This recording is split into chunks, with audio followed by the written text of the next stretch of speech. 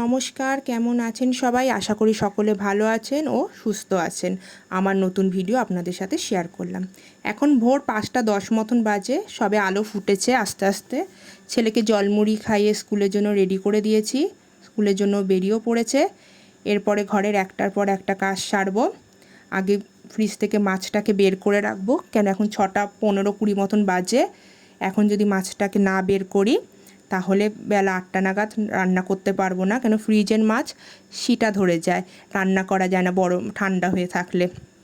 মাছটাকে বের করে ঠাকুরকে বাল্য সেবা দেবো। বাল্য সেবা দিয়ে উঠে বিছনাটা পরিষ্কার করব, করে তারপর রান্নার জোগাড়জান্তি যা করার করব, যেটা আপনাদের ঘরেও হয়ে থাকে। সবার ঘরেই যেরকম নিয়ম মাফিক কাজ চলে থাকে, আমার ঘরেও সেরকম ব্যতিক্রম কিছু নেই, একই রকমভাবেই চলবে। মাছটাকে বের করা হয়ে গেছে, 2 রকম মাছ। এবার যাব ঠাকুরকে বাল্য সেবা দিতে। ঠাকুরকে বাল্য সেবাও দেওয়া হয়ে গেছে। কিছু সবজি কেটে তারপর রান্না বসিয়ে দেবো। রান্না বসিয়েও দিয়েছি। রান্না আজকে 2 রকম মাছ আগেই বলেছিলাম, আর ভাত আর কিছু করছি না।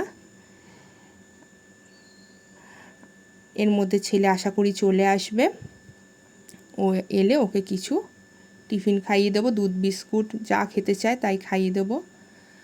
কারণ খাওয়া নিয়ে খুব সমস্যা, বাচ্চাদের যা হয়ে থাকে। এসেও গেছে, আবার হাতে করে কিছু একটা কিনেও নিয়ে এসেছে।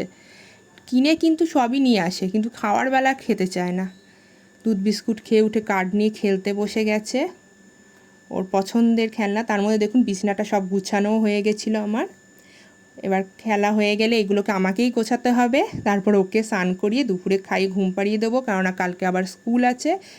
এখন 12:10 মতন বাজে, ওকে স্নান করিয়ে খাইয়ে ঘুম পাড়িয়ে দেবো। যদি ভিডিওটা ভালো লেগে থাকে কমেন্ট করে জানাবেন।